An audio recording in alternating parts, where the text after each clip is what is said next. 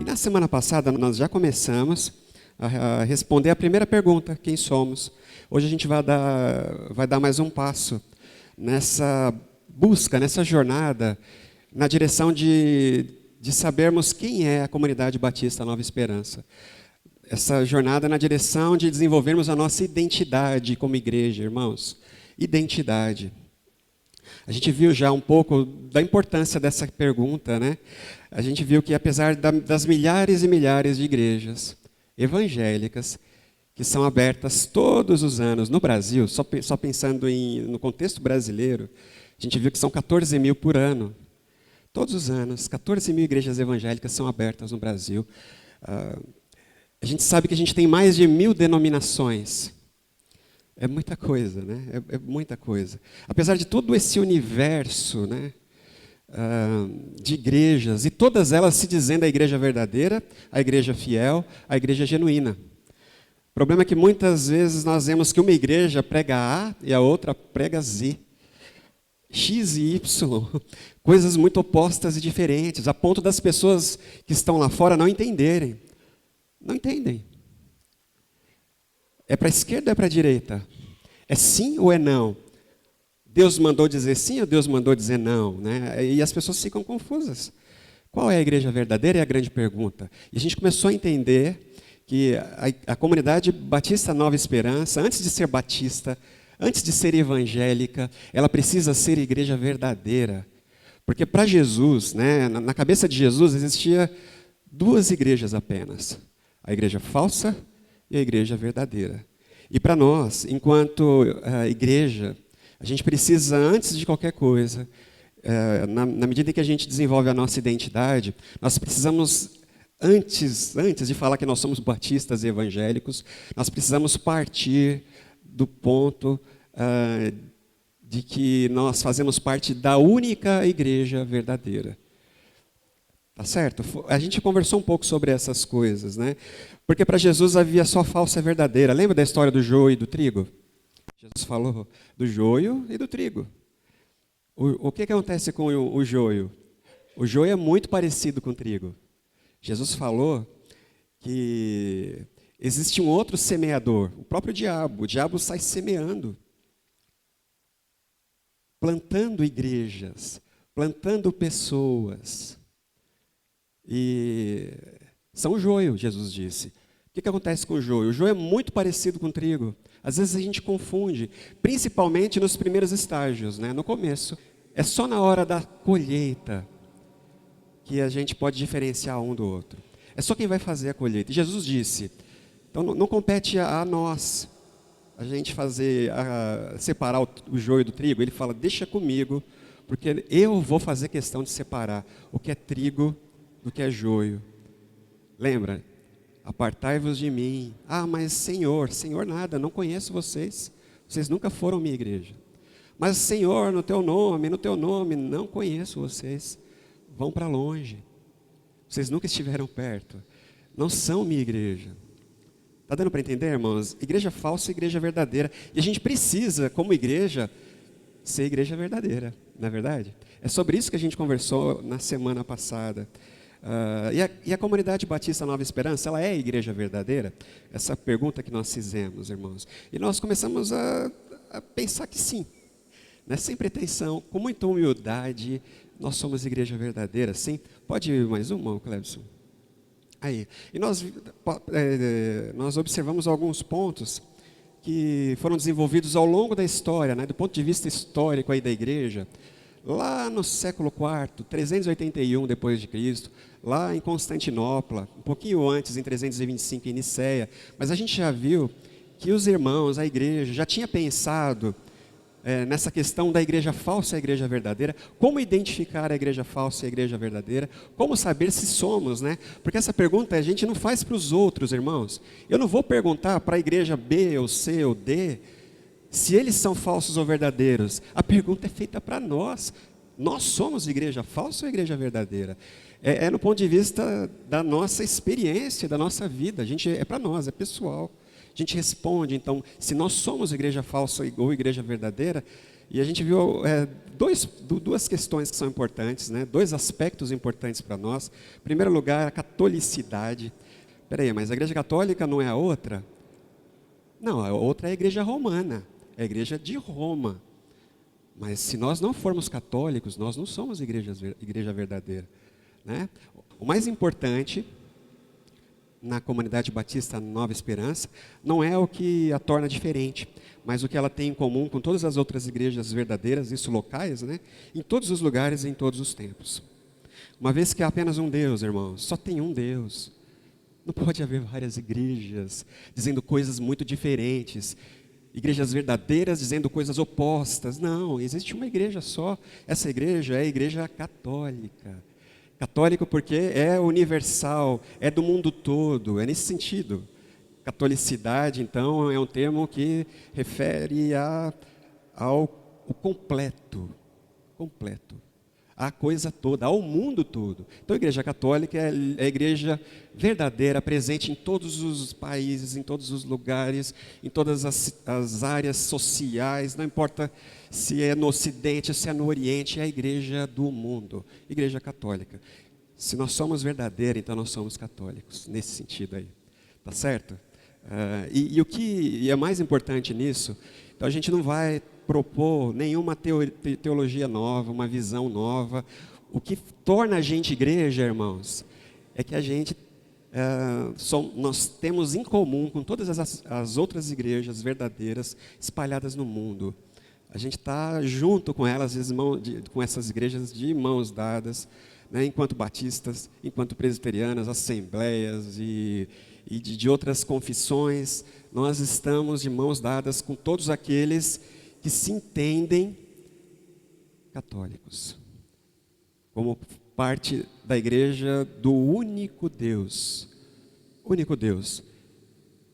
que se baseiam na única Bíblia, né? Nesse sentido. E o segundo termo também, eu acho que ele ajuda a explicar o primeiro, né? Além de católicos, nós somos apostólicos, né? O segundo teste da igreja, teste da genuinidade aí da igreja, é o teste da apostolicidade, né? Somos apostólicos. Se nós não formos apostólicos, a gente não é igreja verdadeira.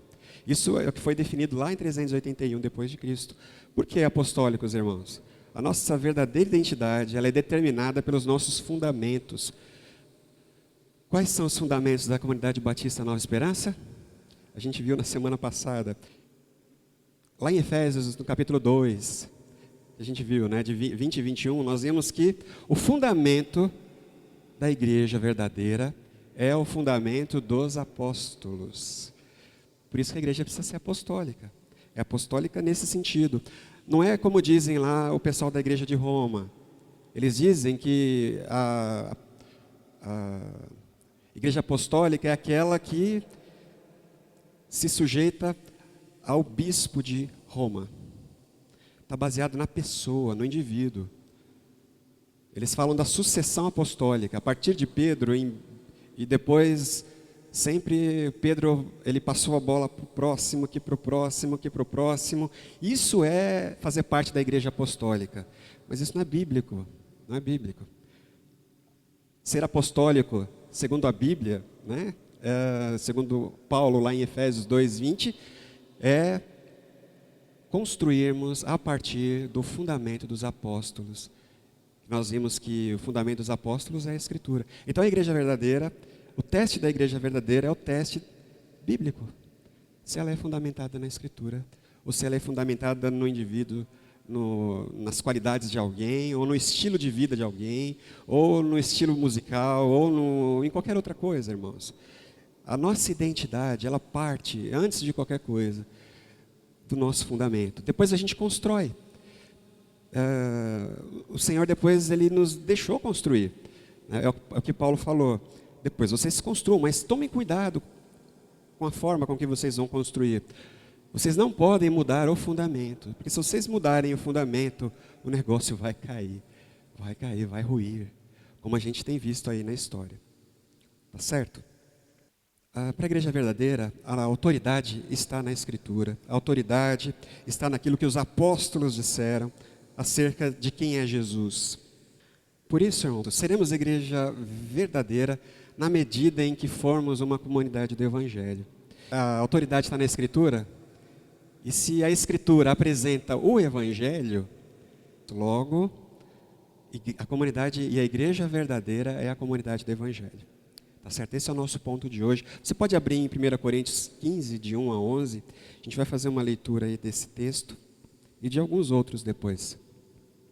Olha só o que o apóstolo Paulo está dizendo, irmãos, para essa igreja e para nós hoje. Irmãos, eu quero lembrar-lhes o evangelho que lhes preguei. Isso na NVI, né? O qual vocês receberam e no qual estão firmes. Por meio deste evangelho, vocês são salvos. De novo, por meio deste evangelho, vocês são salvos. Desde que se apeguem firmemente à palavra que lhes preguei. Caso contrário, vocês têm crido em vão. Aí no 3. Pois o que primeiramente lhes transmiti foi o que eu recebi. Que Cristo morreu pelos nossos pecados segundo as Escrituras. E foi sepultado e ressuscitou ao terceiro dia segundo as Escrituras. E apareceu a Pedro e depois aos 12. Depois disso, apareceu a mais de 500 irmãos de uma só vez, a maioria dos quais ainda vive, embora alguns já tenham adormecido. Depois apareceu a Tiago, e então a todos os apóstolos. E depois destes apareceu também a mim, como a um que nasceu fora do tempo, pois sou o menor dos apóstolos, e nem sequer mereço ser chamado apóstolo, porque persegui a igreja de Deus. Mas, pela graça de Deus, sou o que sou. E sua graça para comigo não foi em vão. Antes trabalhei mais do que todos eles, contudo não eu, mas a graça de Deus comigo. Portanto, quer tenha sido eu, quer tenham sido eles, é isto que pregamos, e é isto o que vocês creram. Portanto, quer tenha sido eu, ou quer tenha sido um dos outros 12. Está vendo que ele fechou em 13 aqui? A conta fecha em 13 apóstolos. Eu falo isso porque hoje existe no mundo um movimento chamado Nova Reforma Apostólica. Hoje estão aparecendo muitas igrejas apostólicas.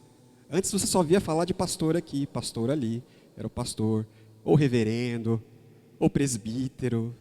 Hoje a gente ouve muitas igrejas com apóstolos. Você já viu? Você notou isso? Tem apóstolo para todo lado. A gente precisa entender que isso é algo novo, recente. Porque já na segunda geração da igreja, irmãos, na segunda geração, quando Paulo passou a bola para Timóteo, Timóteo é o sucessor de Paulo. Sucessor do apóstolo Paulo é apóstolo? Não. Sucessor do apóstolo Paulo é pastor. Porque a gente precisa entender que o fundamento dos apóstolos é esse aqui, ó. É esse aqui, só esse. A gente não precisa de autoridade espiritual que Deus deposita sobre aquela pessoa.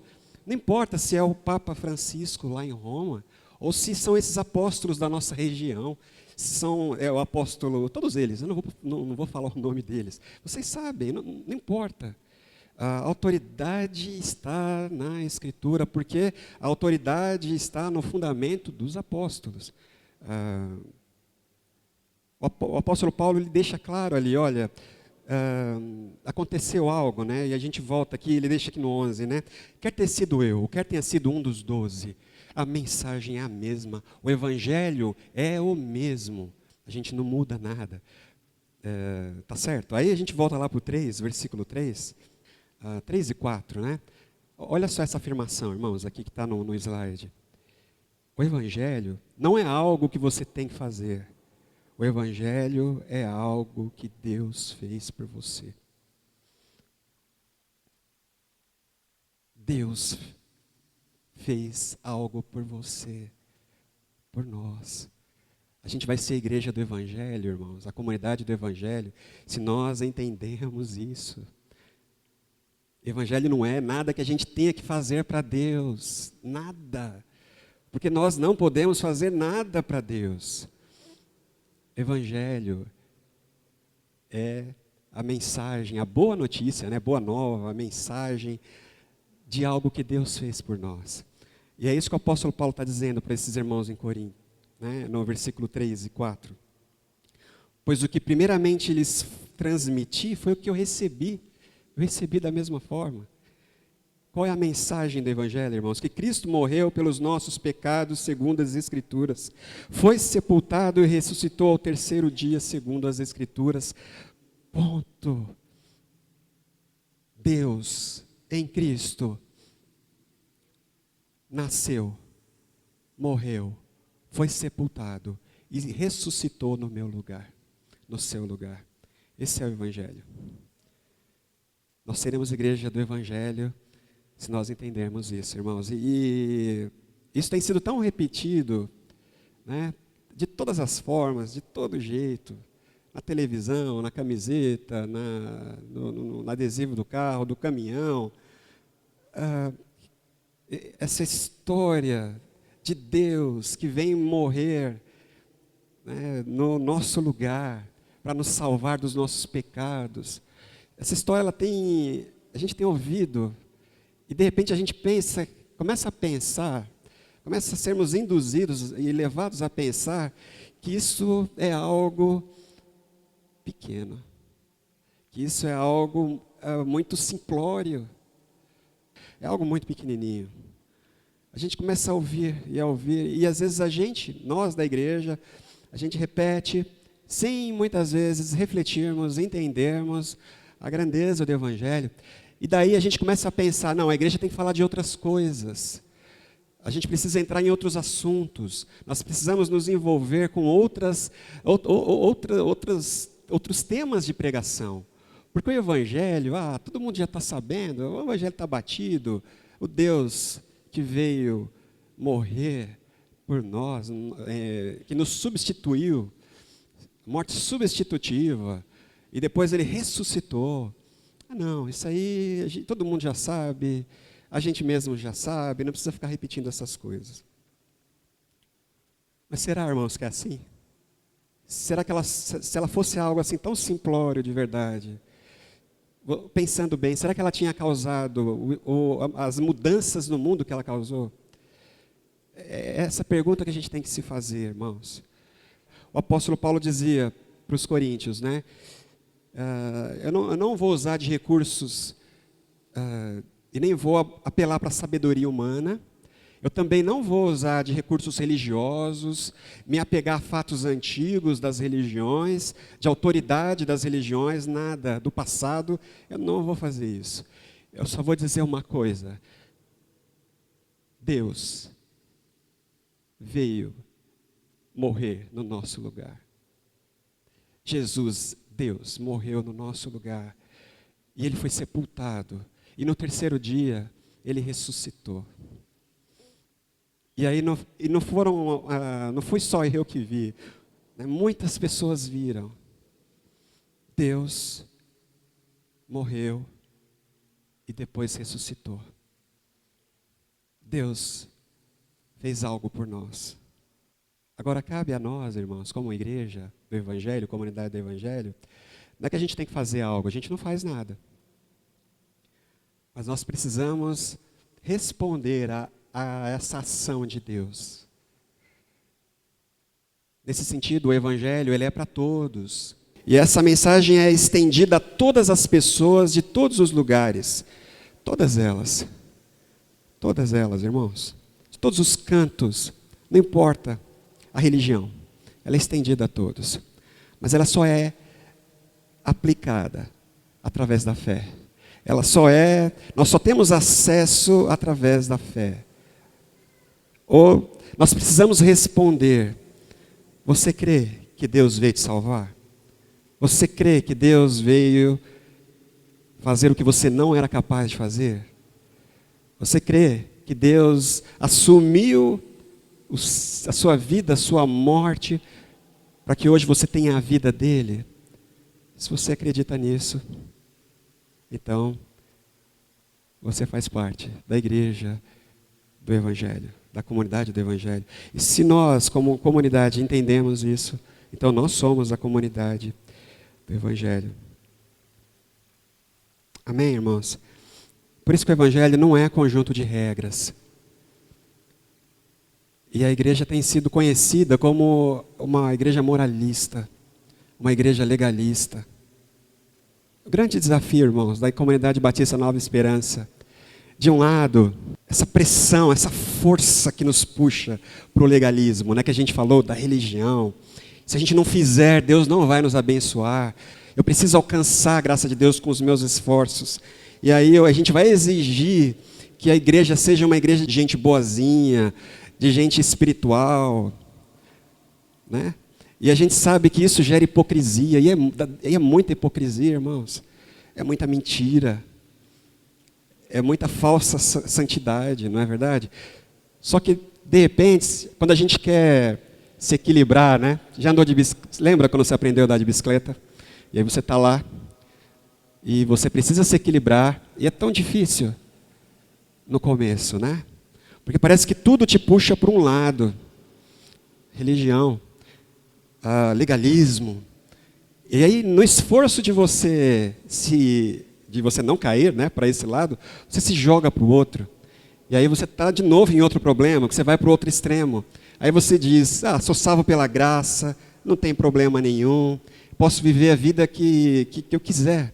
A minha fé não muda a minha prática. A minha fé não altera a forma que eu vivo. A minha fé não muda meu jeito de viver. E a gente cai para a licenciosidade, para o relativismo, e a gente cai de novo. É o que Paulo faz lá em Romanos 1, 2, 3. Ele fala primeiro de um lado, depois ele vai falar do outro. Primeiro ele fala dos pagãos, daqueles que falam que podem fazer tudo, e depois ele fala dos religiosos, ele fala dos dois inimigos do Evangelho. Irmãos, são dois inimigos do Evangelho. Mas lembra quando você aprendeu a andar de bicicleta de novo? E quando você chegou naquele ponto de equilíbrio, sabe? Você não cai. É interessante, a gente não cai. A gente anda, né, tão rápido às vezes, e nós não caímos. Equilíbrio, irmãos. O Evangelho é equilíbrio. De um lado a gente vai cair para o legalismo, do outro lado a gente vai cair para o liberalismo, mas o Evangelho, ele vai fazer com que a gente fique no centro, equilibrados naquilo que Deus fez. E quando Deus nos salvou, agora a gente vive para Ele. A fé que nós temos em Jesus mudou sim a nossa prática, muda tudo. Depois de salvos, depois de entender aquilo que Deus fez por mim, agora eu faço por Ele. Agora muda, né? Em Filipenses, irmãos, 2, de 5 a 11, pode abrir também. Esse texto é um texto conhecido nosso.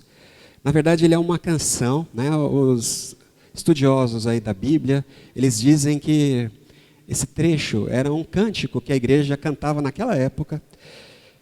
O apóstolo Paulo, então, na medida em que ele estava falando sobre isso, ele colocou ali no texto. Então, é uma música da igreja primitiva lá. Tende em vós o mesmo sentimento que houve também em Cristo Jesus.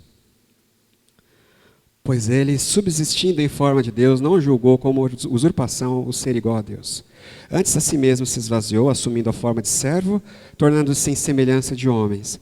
E reconhecido em figura humana, a si mesmo se humilhou, tornando-se obediente à morte, morte de cruz. Pelo que também Deus o exaltou sobremaneira, e lhe deu o nome que está acima de todo nome, para que ao nome de Jesus se dobre todo o joelho nos céus, na terra e debaixo da terra, e toda língua confesse que Jesus Cristo é o Senhor. Evangelho é a boa notícia de que Deus veio fazer aquilo que a gente não podia, irmãos. O Evangelho é a grande notícia de que Deus olhou para o mundo que Ele criou, o amou e colocou a si mesmo na história como personagem principal. É disso que fala aqui esse trechinho, irmãos, de Filipenses. Os religiosos, eles pensam, eles enxergam, eles ensinam que Deus é como se fosse o nosso chefe. Sabe a diretoria que fica lá no andar de cima? A diretoria que fica lá em cima. Fica lá no último, né? É assim nas empresas, não é? Ainda é assim? Ou eu estou desatualizado? A diretoria não fica mais no prédio, né? Fica fora. Mas a diretoria que fica lá em cima, o presidente, lá no topo. De repente ele é uma pessoa que está lá em cima, numa posição diferente. Mas não é assim. O Evangelho não fala disso. O Evangelho, irmãos, ele é diferente. Ele é como se fosse... Lembra do Peter Parker? Quem sabe quem é o Peter Parker aqui? Ok. O pessoal fica brincando, né? Mas olha só, o Peter Parker, que é um personagem que foi criado. Ele está lá na vida dele. Ele tem os problemas, as limitações dele. Mas, de repente, o Stan Lee, que é o criador do Peter Parker, né, do Homem-Aranha, ele olhou e ele se compadeceu da criação dele, porque é isso que a gente precisa entender, irmãos. Deus não está no andar de cima. Deus, Ele é o nosso Criador. Ele é o Criador da nossa história, do nosso mundo. Ele é o autor da nossa vida. O Deus que nos criou, o nosso autor, Ele decidiu entrar na nossa história. Então nós não nos relacionamos como a gente faz com o chefe que fica no andar de cima. A gente se relaciona como se a criatura falasse com o próprio Criador. É o Peter Parker falando com o Stan Lee. Você está entendendo? O C.S. Lewis fala do Hamlet, que conversa com Shakespeare. É a criatura que agora tem acesso ao Criador. O Criador entrou na história. O Criador entrou na vida para resolver, para salvar e para redimir. O Filho de Deus esvaziou-se, veio ao mundo em Jesus Cristo, tornando-se servo. Ele morreu na cruz em nosso lugar, Ele nos substituiu. Ele ressuscitou dos mortos, sendo as primícias de um novo mundo. Ele veio, Ele entrou na história, para que agora a gente viva na história dEle. Ele veio e Ele mudou a história, e agora nós vivemos a partir do novo mundo, do novo céu, de uma nova realidade. Essa que Ele veio inaugurar, irmãos. Essa que Ele veio fazer e essa que Ele veio estabelecer. A comunidade do Evangelho é essa que entende, irmãos. Ela precisa entender. Deus fez, Deus fez, Deus fez. A gente não faz nada, a gente não fez nada. Mas uma vez que nós entramos em contato com essa obra maravilhosa de Deus, agora nós somos capazes de desenvolver em nós o mesmo sentimento, a mesma atitude que houve também em Cristo Jesus. Que atitude foi essa, irmãos? Qual é a atitude de Jesus? Ele se esvaziou. Então a gente precisa se esvaziar também? Essa é a atitude que a gente precisa ter? Não é. Não é. Só Jesus pode se esvaziar. Você pode se esvaziar, você já é vazio. Nós somos vazios. A gente não tem o que tirar. Jesus se esvaziou porque Ele é Deus. Ele tinha forma de Deus. Forma de Senhor. Forma de Deus, forma de Senhor. Gente, Senhor não serve. Senhor não é escravo. Senhor é Senhor. Senhor manda, Senhor é poderoso. Na forma de Senhor, na forma de Deus. Deus manda, Deus faz, Deus cria. Mas olha só, Ele abriu mão da forma de Deus e Ele se submeteu a uma nova forma de homem.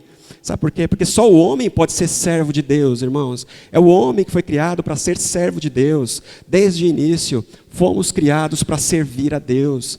Servir a Deus. O mesmo sentimento de Jesus é esse sentimento de quem hoje serve a Deus. Serve, aí que está, né? Querendo servir, amando servir. Serve porque ama servir, irmãos. Esse é o mesmo sentimento, essa é a mesma atitude de Jesus, freneses de Jesus. É esse fazer que começa lá dentro, a partir de algo que Deus já fez por nós. É daí que a gente parte, irmãos.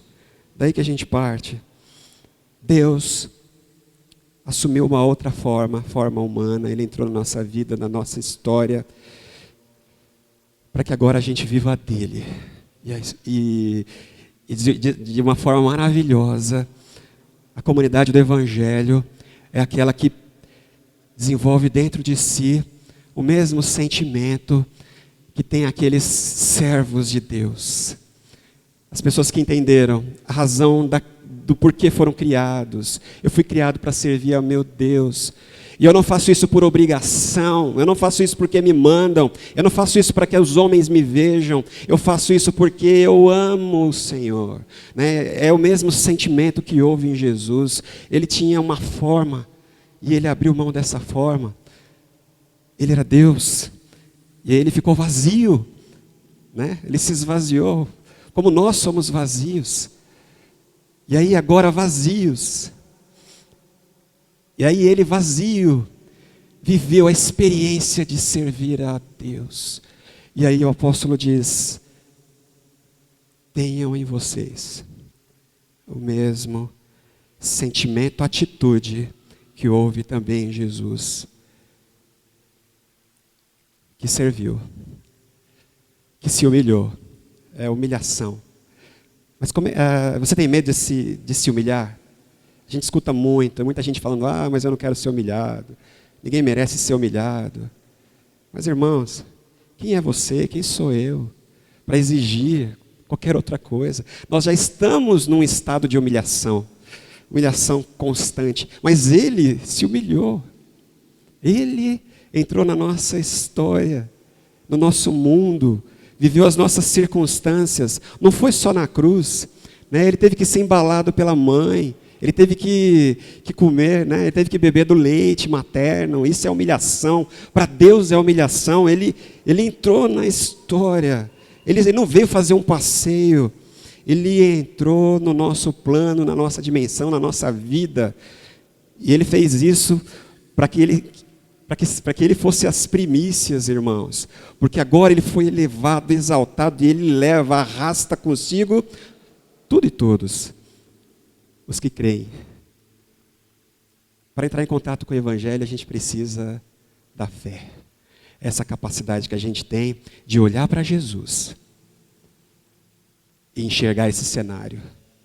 Olhar para Jesus, não como um chefe, não como um filósofo, não como um professor, mas como Deus. Deus, que mudou a sua forma, que assumiu a nossa forma, para que vivesse a experiência de servir a Deus. E aí ele fala, venham comigo, sejam meus discípulos, sigam-me, façam discípulos meus em todas as nações, em todos os lugares, façam discípulos, ensinem eles a guardar todas as coisas que eu tenho ensinado. Ensinem. Pode ir mais um, Cleves? Esse texto a gente fecha com ele, Romanos 10, 9, 10, está aí o versículo, você não precisa abrir os versículos. Se você confessar com a sua boca que Jesus é Senhor, se você confessar com a sua boca que Jesus é Senhor, e se você crer em seu coração que Deus o ressuscitou dentre os mortos, será salvo. Irmãos, essa é a mensagem do Evangelho, esse é o resumo do Evangelho. São duas coisas, aí ele está falando de dentro, e ele está falando de prática, irmãos, é isso que a gente tem conversado. Se você confessa com a tua boca, se você coloca para fora que Jesus é Senhor, que Ele é Deus, que Ele é soberano, esse Jesus de carne e osso que morreu, que foi crucificado, Ele é Senhor e Deus. Se você confessa que Ele é Senhor e Deus, se você coloca isso para fora, e lá dentro, no seu coração, você crer que Ele ressuscitou dentre os mortos, então isso te salva. Isso te salva, irmãos. Isso te salva.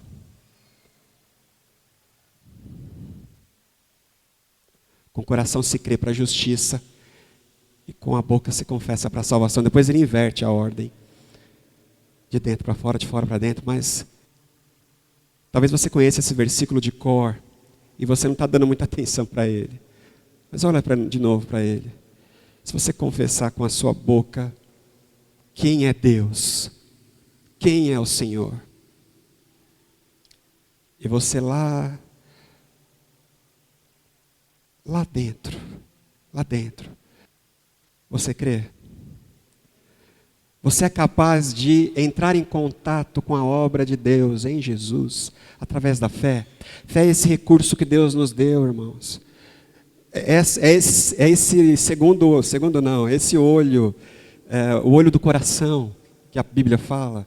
Deus nos deu um olho no coração, uma capacidade de ver o que ninguém mais é capaz de ver. Fé é isso, é capacidade de enxergar um Deus que ama, que veio buscar e salvar aquilo que estava perdido. Você crê? Você crê? Você não tem nada para fazer. Você não pode fazer nada. Está fora das suas possibilidades. Deus fez por você. E aí, como resposta a esse ato de Deus, a gente crê. A gente responde. A gente diz, eu acredito. Eu acredito, porque eu vejo.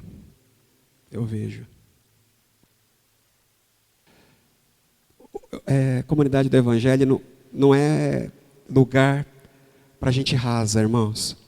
Superficial, não é. Evangelho é coisa profunda.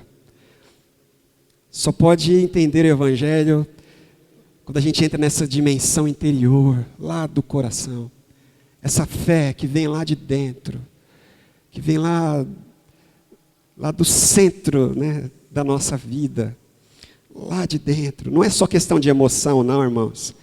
Coração é a nossa pessoa interior toda, né? Se você crê lá no seu coração, se você enxerga com o eu lá de dentro, o Senhor ressurreto, assentado à direita do trono,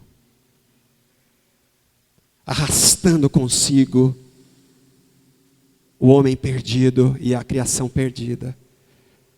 Se você contempla com essa fé, com essa capacidade de ver com o coração, então você é salvo. Se nós somos uma comunidade que confessa o senhorio,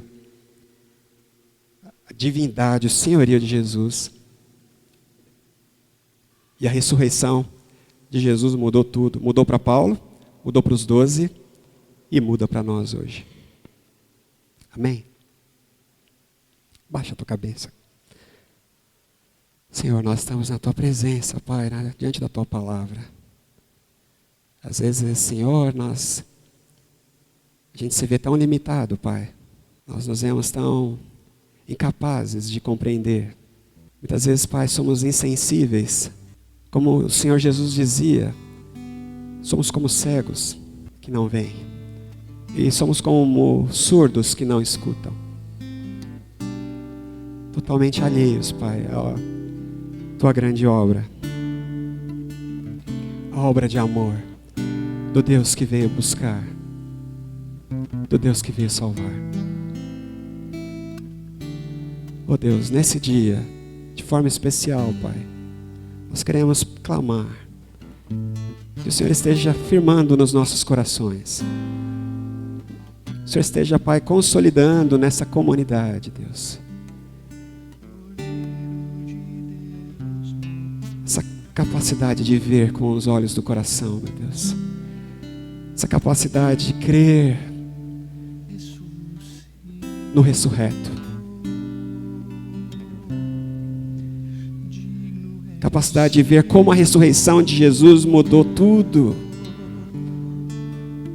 Capaz de perceber as dimensões e as implicações, Pai, da ressurreição de Jesus. Faz isso, Pai, faz isso. Faz isso nos corações dessa igreja, Deus. Torna-nos, Pai, uma igreja de fé, Uma igreja que crê no Evangelho. O Evangelho simples, o Deus que veio morrer e ressuscitou. Isso, Pai, essa é a mensagem à qual nós nos apegamos. Nós vamos abraçá-la, Senhor. E nós não vamos abrir mão dela. Essa mensagem nos basta, Deus. Deus veio buscar aquilo que estava perdido. Essa mensagem nos basta, Senhor. Agora, Pai, capacita-nos também a confessarmos com a nossa boca o senhorio de Jesus. Ele veio, Ele se humilhou, mas Ele foi elevado. E hoje o nome dEle está sobre todo nome. Ajuda-nos, Senhor, a confessar o senhorio de Jesus, a professarmos com as nossas bocas, com as nossas atitudes, Pai, com os nossos atos lá no trabalho, na escola, Senhor, nessa cidade doente, caótica, Pai. Ajuda-nos, Senhor. Ajuda-nos, Senhor, a confessar o Teu senhorio. Uma comunidade que confessa o Teu senhorio. Teu senhorio. Todo joelho vai se dobrar, Senhor. Toda língua vai confessar, Senhor, aquilo que hoje nós confessamos. Por isso, Pai, em nome de Jesus, nós queremos ser essa comunidade do Evangelho que crê e que proclama, Pai. Em nome de Jesus. Elevo minhas mãos ao Cristo que venceu, Cordeiro de Deus morreu por mim,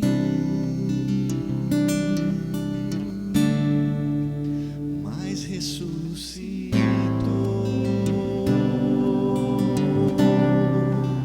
Digo eu mas